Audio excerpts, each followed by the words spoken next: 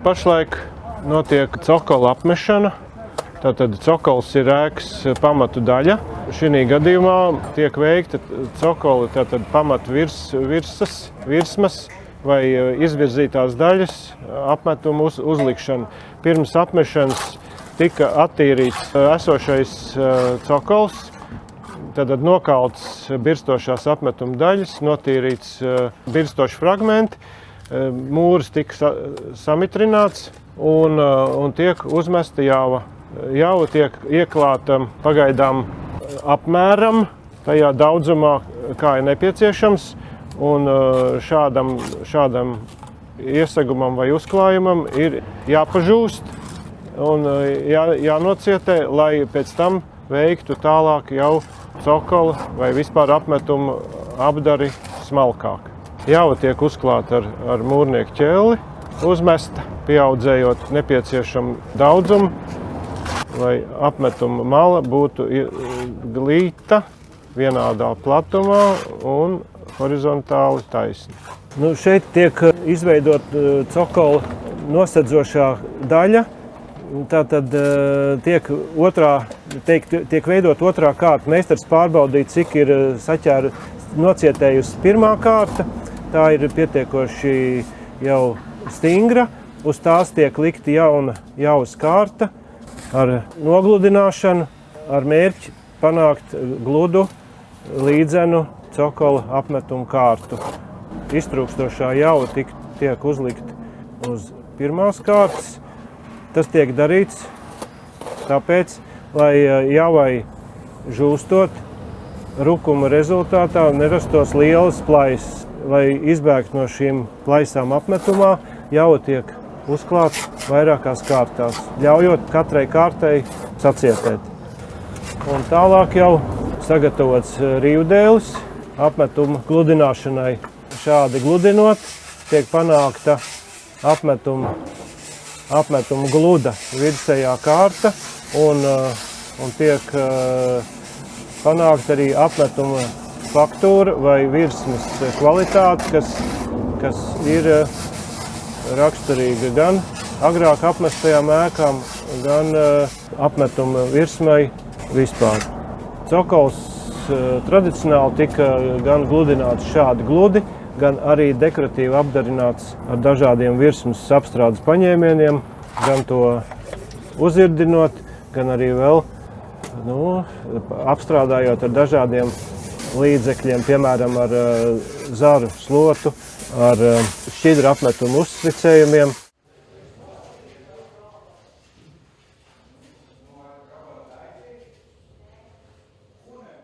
Netīri pelējumi, piemēram, bija uzlīmēts tapets, ir apakšā tā tapeša līme, kas bija tā, ir viss, daļa tā mitruma, viss sapelēja.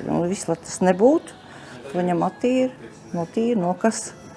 Iztīri brūcītes arī, kur ir atlobījies, lai var atjaunot. Pelēju vietām es apmazgāju ar lupatiņu, ar pinzelīti. Vietām es attīru krāsu, smēļas krāsu ar skaupelīti, kur lobos nost. Brūcītes es attīru, ir ar skrāpīšiem, ir ar pakteļlāpstiņām, pēc tam sataisu to pašu masu, ar ko ir jau apmests.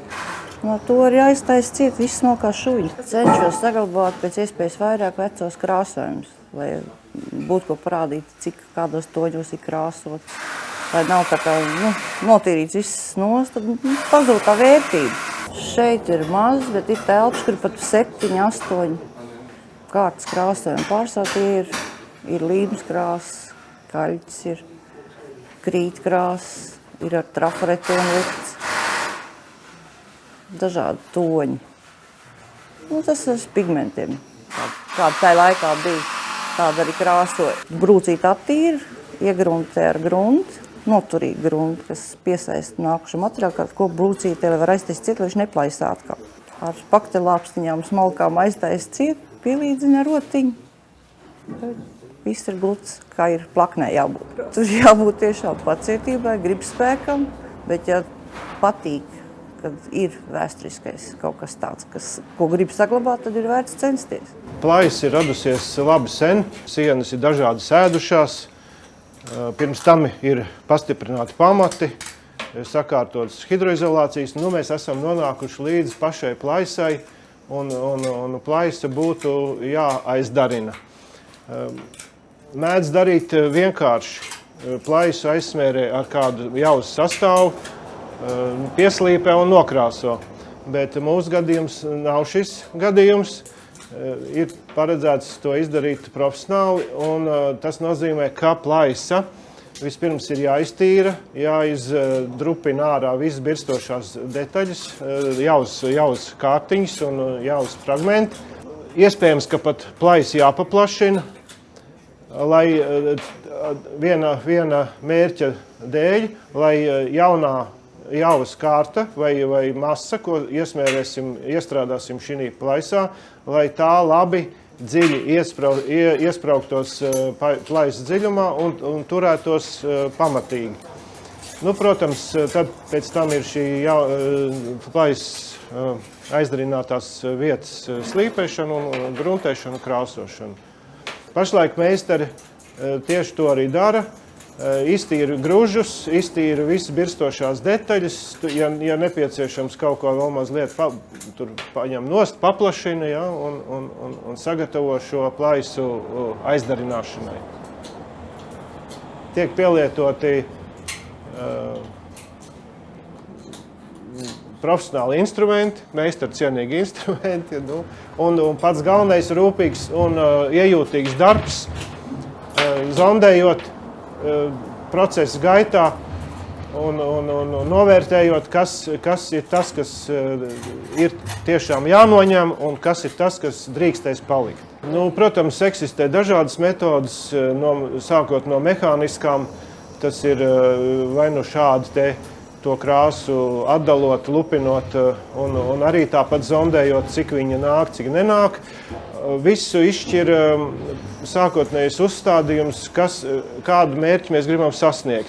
Ja mēs vēlamies atstāt visus, vai maksimāli daudz krāsu slāņus, norādot šo te mājas dzīvi vai stāstu, ja, kas te ir piedzīvots ar šīm apdarēm, tad tie krāsu slāņi tā arī var palikt. Ja šis uzstādījums būtu savādāks, piemēram,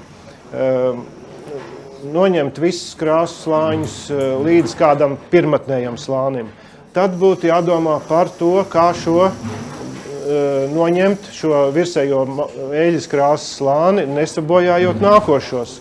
Un te tālāk nāk dažādi ķīmiski preparāti, jo ir iespējams to krāsu it kā atmiekšķēt vai padarīt tādu mīkstu, tā, lai viņi vieglāk būtu noņemama un maksimāli saglabājot apakšējos slāņus. Nu, tātad šis ir mans pirmais pieminētais gadījums, kad mēs atstājam maksimāli daudz no visa tā, kas te ir saglabājies. Tur tajā telpā, kur ir šie vairākie trafareti krāsojumi, jā, kā tieši tika noņemts, jo tur nebija eļļas krāsa, tur bija vairāk kaļķu krāsas slāņi, un izpētes rezultātā neatklājās dažas lietas, ko tieši meistaris atklāja, atsedzot šos birstošos slāņus un ieraugot tur vēl dažas ornamentālās joslas. Iespējams, ka tas bija pateicoties tam, ka objekts stāvēja ziemu apturēts, un telpas bija samērā mitras. Tas nāk pa labu kaļķu slānim, tas paliek tāds irdens, valgans irdens un ļoti viegli, ļoti vārīgs gan, bet ļoti viegli atdalošs, ko ir grūti izdarīt, piemēram, sausā telpā, ja tā krāsa ir bez mitruma. Tad viss ir salipis, sastrādājies kopā, tā arī tām krāsām būtu jāstrādā. Bet tikko viņas ir mitrā vidē, tad tur viss ir tāds nesaturīgs, bet pateicīgs šai zondāžai. Mans uzdevums bija attīrīt plakni, jā, no veco pelējumu. un es sāku lēnām attīrīt, ar skalpeli sāku tīrīt pa virs nost, kad atlec biezāks kārta ar krāsām nost un ieraudzīju apakšā veco rakstu. Un līdz ar to man intereses pēc. Es gribēju atrast, kur viņš ir un kāds viņš ir, vai tas ir tāds pats kā tas, vai atkal ir cits. Un beigās secināju to, ka šī ir vēl zem tā zilās apakšā. Un tad es sāku viņu lēnām attīrīt tā, lai nenobirst arī pārējais, jo tad tajā laikā vēl tā siena bija mitra. Jo es saprotu, jo vairāk aiztiks to mitru, viņš vēl nāks nos, bet lai viņš paliktu kā ir vēsturē, jo labāk redzam visu tās krāskrātas arī, kas ir. Tad ņēma un atstāja tā, lai viņš pažūst dabīgi, lai viņš nostiprinās jau dabīgi. Un tīrīja tālāk jau, kas ir tīrāms. Un kā aiztaisot ciet caurums šeit, patīrīja vēl plaknīti nost un atradās arī šai pusītē viss tie paši. Un te jau redzēt, cik kārtas krāsas virsū. Sāk nojūt, bet 8 vai 9 pat. Un tas vēl nav beidzamais, jo zem tā ir apakšā vēl. Vienkārši šis stūrs ir bijis mitrāks laikam laika gaitā arī, un viņam ik pa laikam ir bijis krāsājums vēlreiz uzlaists pa virsmu. Un Krievu laikā jau rullīšu sistēma ir bijusi. Eļaskrāvs vieglāk ir atkastīt ar skalpelīti. Ar šeit var pat ar pindzeli virsū atslaucīt virsējo kārtu netīrumus. Līdz ar to vairāk ir iespējas saglabāt veco krāsājumu daudz vairāk nekā eļaskrāvs. Kad ir virsū jau eļaskārta, viņi tā kā izsūcās cauri, un tad līdz ar to attīrot, viņš tā kā rauj nākošās kārtas nost, un tad ir grūtāk. Tad tā kā Hurnišs teica, jāņem tas ķīmiskās palīdzības, ja grib visu to attīrīt, bet tā kā mans uzdevums bija tikai attīrīt, lai paliek pēc iespējas vairāk visas krāsas kārtas, tad man tas ķīmijas nav jāizmanto. Attīri putekļus. Jo es te darbojušies citi, vai ne? Negribās, lai piegruntējot ar cieto grunti, nostiprinošo, lai uz tām kantītēm nepaliek putekļi. Kārtu beigā. Tā kā siena ir attīrīta no putekļiem, vēlme nostiprināt visas esošās krāsas redzamās, kas ir uz sienas. Lai viņš palikt ilglaicīgi, viņam vajag uzklāt nostiprinošo gruntu. Pirms tam virspus ar birstošām daļām ir attīrīta, pēc tam ar otru noslaucīt sīkie putekļi un tad nostiprina ar stiprinošo gruntu, lai viņš ilglaicīgi turētos, lai nebūtu, teiksim, nesmērētu arī tās krāsas, kas ir palikušas uz sienām. Un ir speciāli grunts nostiprinošā, kur ieliejam pulverizatorā un vienkārši uzklājot ar pulverizatoru sienas, lai nesajauktu krāsas toņus ar otru, kad velk, jo tās tomēr ir krīt krāsas, lai viņš nesajaucās tad toņu kopā. Un arī, lai netek grunts, jā. Jo tur, kur, teiksim, uzklājās vairāk, tad ar lupatiņu nosusina nost, lai nepaliek tādas strīs notekušas. To darbojiet, es varu pateikt, cik kā. Un, teiksim, uzklājot vienmērīgi vienu kārtiņu, to jau apmēram var redzēt, kur viņš tā kā parādās slapjāks, tad ļauj, lai viņš bišķi iesūtās. Un, ja, teiksim, pietrūks kaut ko, tad uzklāj vēl bišķiņu tajā vietā virsū, lai vienmērīgi izskatās, kad viņš ir iesūts to savu devu. Jo, kā nekā te ir ļoti daudz kārtas, citur varbūt vairāk iesūts, citur varbūt mazāk iesūts, bet, lai pārliecinās, ka viņš ir dabūjis visu to cauri izsūkties tam virskārtām, vismaz, lai nostiprinās visu tie, kas tur ir virs. Vispār arī 2 reizes vismaz.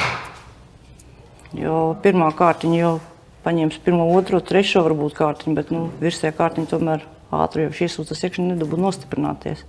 Tad vēlams 2 reizes, vai pat 3 varbūt var arī. Es domāju, ka ar pēc diennakts, ne ātrāk, jo tomēr viņam jāļauj arī nožūt, lai tas nostiprinās. Un tad jau otrā reizē, kad liek virs, tad redz, ja viņš tiešām paliek tā, ka te vietām paliek slapš, tad ir lupatiņu bišķiņu jānosusina nost liekais, lai viņš nepaliek spīdošs. Jā, tais vietās. Tas tā, lai paši pārliecinātos, ka tur nenotecēs ar vēl tas process. Jo te ir krāsots ar dažādām krāsām, tepat ir arī eļas krāsas panelī bijuši. Tur noteikti var notecēt, tāpēc jābūt baigi uzmanīgiem, lai būtu smuki, lai nebūtu notecējumi.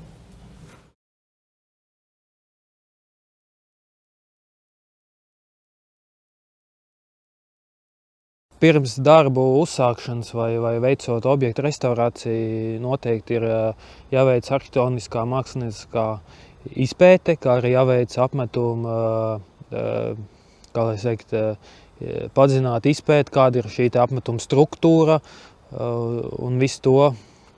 Izpētot, ir skaidrs, kāda fasāde ir mainījusies, un iespējams, ka sākotnēji fasāde ir bijusi koku fasāde bez apmetuma vai arī mūra fasāde ar ķieģeļu izšuvojumu, un pēc tam vēlāk viņi ir apmesti ar šo kaļķjavu.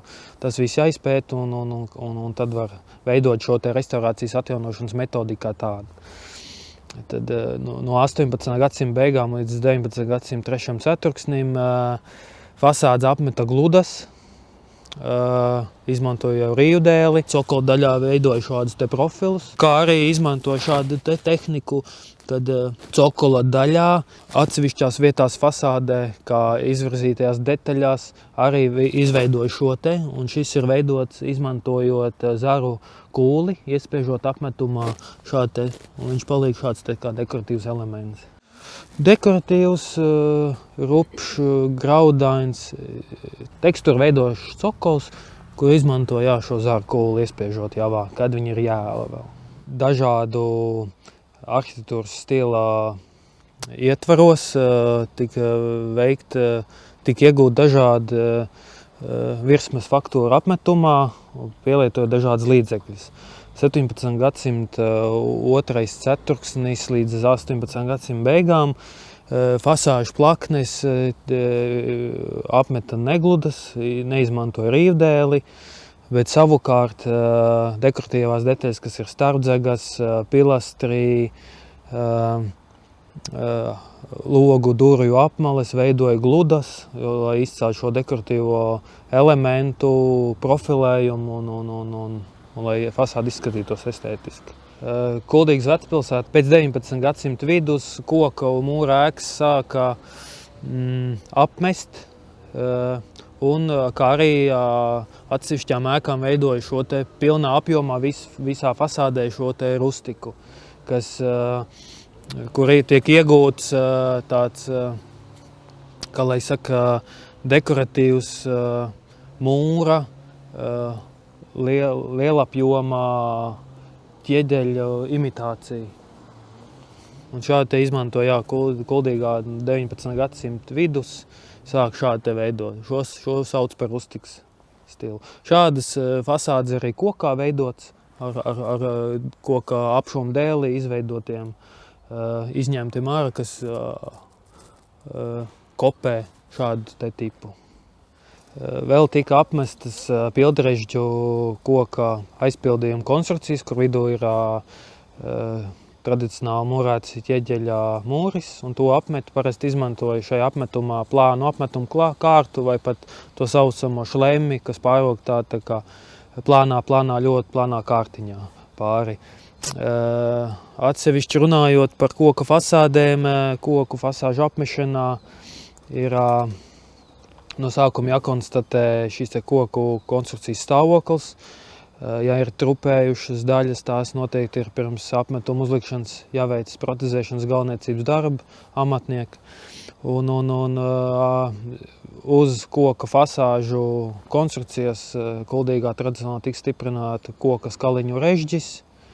Daži atsevišķi atsevišķos objektos arī ir izmantots un redzēts niedris, ka izmantoja tieši koku fasāžu apmešanā. Un fasādes tika krāsots ar kaļķu krāsām, atbilstoši visai pārējai pirms tam veidotai fasāžu struktūrai. Kuldīgā ir šādas ēkas šajā rustikas izpildījumā fasāžu, ir dekoratīvie profilēti cokoli, pildrežģu konstrukcijas ir saglabājušies ļoti liela apjoma būtībā ēkas fasādēm šie tradicionālie sākotnējie apmetumi, apmetuma slāņi.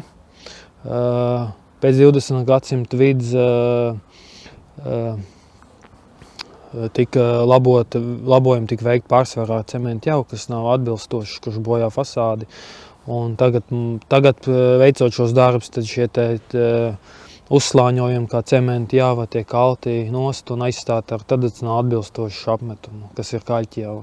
Dekoratīvs, rustika, tad ir pārziedumi, Tā ir kā šlemme, tāds viegls plāns apmetums.